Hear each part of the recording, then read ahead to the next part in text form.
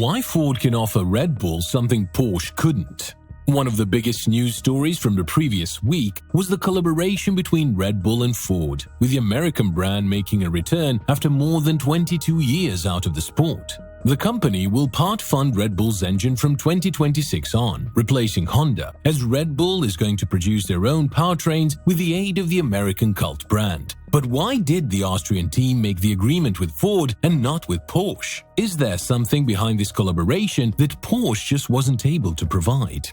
During the car reveal in New York on the 3rd of February, Red Bull revealed the livery of their 2023 Challenger. And along with that, they also revealed a partnership with Ford. The American brand is finally back in the sport, and the fact that Red Bull chose to launch their new car in New York speaks volumes about the respect and dedication that they have for their new partnership with Ford.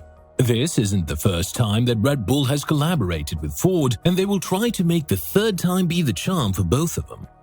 However, the previous 2 times weren't that great, as Jaguar, the brand that was owned by Ford, was sold to Red Bull in 2004, which just goes to show that there could be some old foes that may trigger instability in the relationship. Who are we to judge, after all? It has been so long since Ford's been back in Formula One, and we cannot deny the fact that Ford is, after all, the 3rd most successful engine manufacturer in Formula One, after Mercedes and Ferrari. The cult Cosworth engine was built by the American brand, collecting 176 wins, 13 driver championships, and 10 constructor championships by the time it finally left the sport in 2013, when the new V6 hybrid turbo engine regulations were introduced. The fact that Red Bull was so close to signing a partnership with Porsche, a brand that is now focused on completing a buyout with Williams, was a bit concerning when it came to Red Bull announcing a partnership with another brand. The reason why is that many experts thought that if Porsche wasn't able to provide something to Red Bull, then there was definitely no other company in the world that they could agree to working terms with. Still, this was proven wrong, and Red Bull will enter the 2026 season with a partnership with Ford. But before we go deeper into the future relationship between Ford and Red Bull, we need to dive deeper into the failed relationship with Porsche, just so that you'll be able to understand what went wrong and who is to blame for the failure.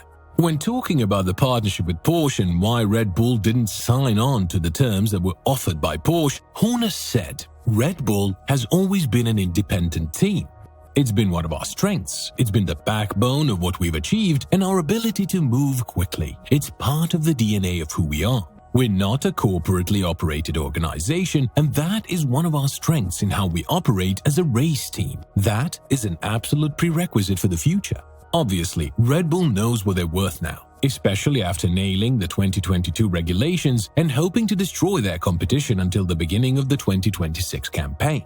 At the time when Horner spoke about the partnership with Porsche, the Red Bull Powertrains division was imminently about to stick a 2026 specification engine on the dyno, and the founder of Red Bull, Dietrich Mateschitz, was in declining health. Just like Günther Steiner said, 2 alpha males collided, and one could blame it on Porsche because they didn't accept certain terms, given the fact that they are the ones that need entrance in the sport with one of the most successful teams on the grid. Not Red Bull. But on the other hand, the fact that Red Bull signed a contract with another manufacturer, one that has been gone from the sport for 22 years, just goes to show that they are in need of assistance. What isn't really clear to the fans in the world is, why did Red Bull choose Ford? What is it that Ford gave them and Porsche didn't? Let's start with the most obvious reason, and that's the popularity boost in the States. Ford comes from the US, and this is the continent where we saw a massive expansion in both the tracks and the popularity of the sport. It makes sense, given that Netflix has done its thing, and now we're about to see the 11th team on the grid, Andretti, likely to enter the sport with Cadillac in 2026. Remember that Red Bull was eager to sign Colton Herta as a replacement for Pierre Gasly, had he been granted the license in the controversial manner. Unfortunately for him and for AlphaTauri, the sister team of Red Bull where Herta was supposed to drive, it didn't happen, and Red Bull had to wait for another shot to pierce the US market. Now, it finally happened, and the crown of everything was announcing the 2023 Challenger and the partnership with Ford in New York, the epicenter of all things in the US.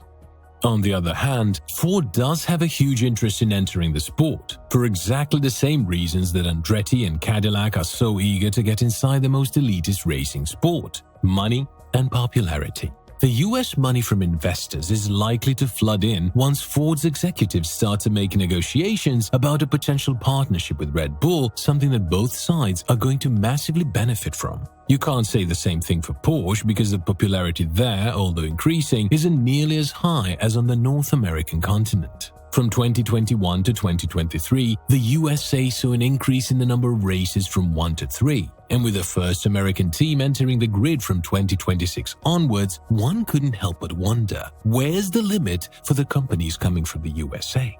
True, the net zero carbon campaign of F1 by 2030 further helps to sell the dream to the boardrooms in the USA, and that was definitely one of the reasons why Audi and Porsche have also been given the green light from Volkswagen. But speaking of surviving in the sport, this is far from the truth. It's a great thing for Ford, and it seems like they understood something that Ford didn't, which is the magnitude of the team that they are making a contract with. If nothing drastically changes, Red Bull will be able to offer Ford a partnership that no other team besides Mercedes and Ferrari can offer, which is to win right off the bat. In terms of money and revenue, Ford will see a massive boost because they'll likely implement the tactic win on Sunday, sell on Monday, and they have the perfect backup in Red Bull. And Red Bull found something significant in Ford, which is their understanding of the Austrian team's business program. Ford won't be willing to buy as much as 50% of the powertrain division, something that turned out to be the breaking point between Porsche and Red Bull, as the blue oval will likely only appear on the engine cover of future RB creations. The American company is willing to invest in the power unit program only, and on top of that, prominent Ford drivers will feature at all the major races and have their quotes at the bottom of key Red Bull press releases. The sole fact that Ford will have zero involvement in Red Bull powertrains is something that the Austrian team wasn't willing to let go of, and it just goes to show that if other manufacturers like Porsche understood what Red Bull wanted, it would have been done without any difficulties. The lack of intervention from the American brand is exactly the point at which Red Bull found it too attractive to deny, and on top of their non-involvement in Red Bull powertrains, Ford will decidedly have a lighter touch than Porsche desired.